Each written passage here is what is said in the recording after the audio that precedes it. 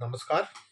आज से हम ज्योतिष सूत्र में कल तक 41वें दिन तक 37 से 41वें दिन तक मैंने आपको बच्चों से संबंधित बताया कि कैसे देखना है बच्चे होने के लिए, जुड़वा होने के लिए। अब हम आपको विवाह पे ले चलते हैं कि विवाह का कैसे देखना है। तो देखिए, लड़की के चार्ट में मंगल जिस ट्राइन में बैठा है, मान लीजिए ये भृगु नंदी नाड़ी पर बेस्ड है।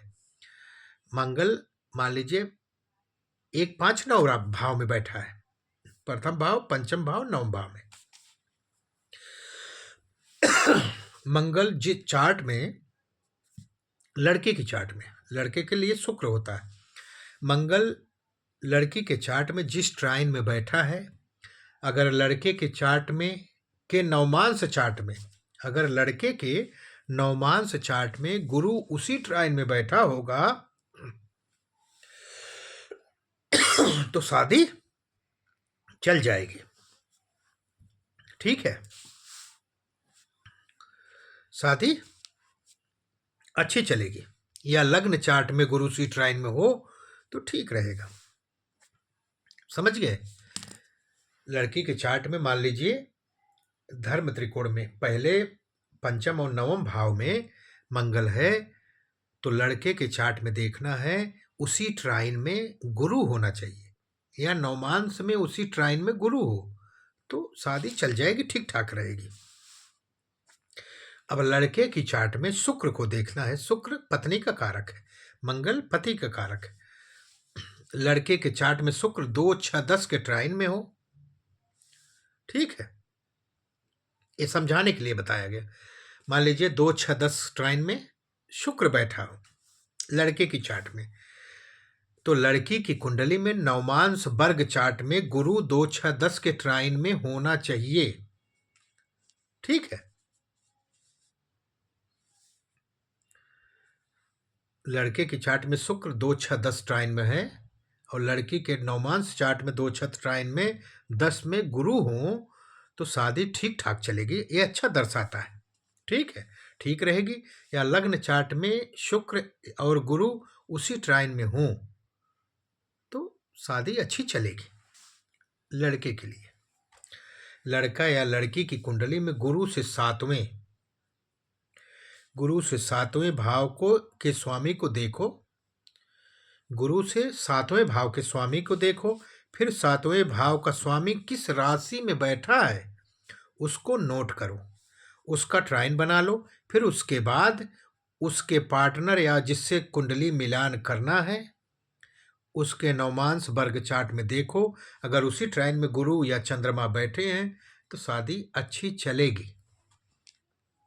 ये जान लो, नहीं तो डिस्टर्ब हो जाएगा। ऐसे नहीं है जो सब शादी मिलवाने के लिए यूट्यूब पे आ जाते हैं कि आ जाइए मेरे मिला दीजिए, बहुत टाइम लगता है।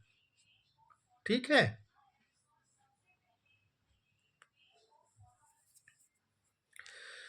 ये चीजें हो गई। जब कुछ चीजें और इसमें हम जोड़ते जाएंगे जिससे आपको ठीक ठाक लगे। जब बुध, गुरु, शुक्र, चंद्रमा सब एक साथ हों तो आप समझ लीजिए आपका एक्स्ट्रा मैरिटल अफेयर होगा ही होगा। कुंडली में चाहे मेल हो चाहे फीमेल हो, इसको भी कुंडली मिलान में देखना अवश्य है। जब भी बुध, गुरु, शुक्र, चंद्रमा एक ट्राइन में हो या एक साथ बैठे हों तो एक्स्ट्रा मैरिटल अफेयर देता है। और राहु केतु होंगे तो अपने से काटेगा, दूसरे से जोड़ेगा शादी के बाद। ठीक है, फिर मान लीजिए आपकी शादी हो गई, आपके कुंडली में ऐसा योग है तो आप अपने पति को या पत्नी को छोड़ेंगे और दूसरे से जुड़ेंगे। राहु केतु आ गया तो, और अगर गुरु, बुध, शुक्र, चंद्रमा है तो एक्स्ट्रा अवैध संबंध देगा। पुरुष के चार्ट में शुक्र, बुध, मंगल, ये था बुध, गुरु, शुक्र, चंद्रमा, ये फीमेल के चार्ट की बात। अभी शुक्र, बुध, मंगल, चंद्रमा हो पुरुष के चार्ट में तो खराब होगा। ठीक है, ये अच्छा नहीं है। शुक्र, बुध, मंगल, चंद्रमा पुरुष के चार्ट में है तो खराब होता है। औरत की कुंडली में राहु केतु और भी खराब करेगा। ठीक है। अगर कुंडली में जैसे मैंने आपको बताया ना, अपने से काटेगा दूसरे से जोड़ेगा। औरत की कुंडली में राहु केतु और भी खराब करेगा, लेकिन इनके साथ चंद्रमा का जुड़ा होना जरूरी है, तभी आपको एक्स्ट्रा मैरिटल अफेयर देगा। ठीक है, नहीं तो नहीं होगा। चंद्रमा मन का कारक है। चंद्रमा अनबैलेंसिंग है, 2 दिन में मन बदलता रहता है। ठीक है, चंद्रमा का जुड़ा होना जरूरी है, तभी होगा, नहीं तो नहीं होगा। अगर इनके साथ चंद्रमा नहीं जुड़ा है तो एक्स्ट्रा मैरिटल अफेयर नहीं होगा, वे संबंध नहीं होगा। गुरु चंद्रमा कहीं भी कुंडली में हो तो अवैध संबंध, एक्स्ट्रा मैरिटल अफेयर देते ही देते हैं वाले। इसे इनको कहा जाता है कि ये गजकेसरी योग है, लेकिन पैसा देते हैं, लेकिन एक्स्ट्रा मैरिटल अफेयर देंगे। और राहु जुड़ गया तो भगवान ही मालिक है, तब तो फिर मल्टीपल अफेयर दे देगा। राहु गुरु चंद्रमा का संबंध हो गया तब भगवान ही मालिक है, तब तो कई अफेयर देगा, मल्टीपल अफेयर। राहु हर चीज को बढ़ा देता है, वैसे गुरु भी एक्सपेंड करता है। ठीक है, तो राहु बढ़ा देगा।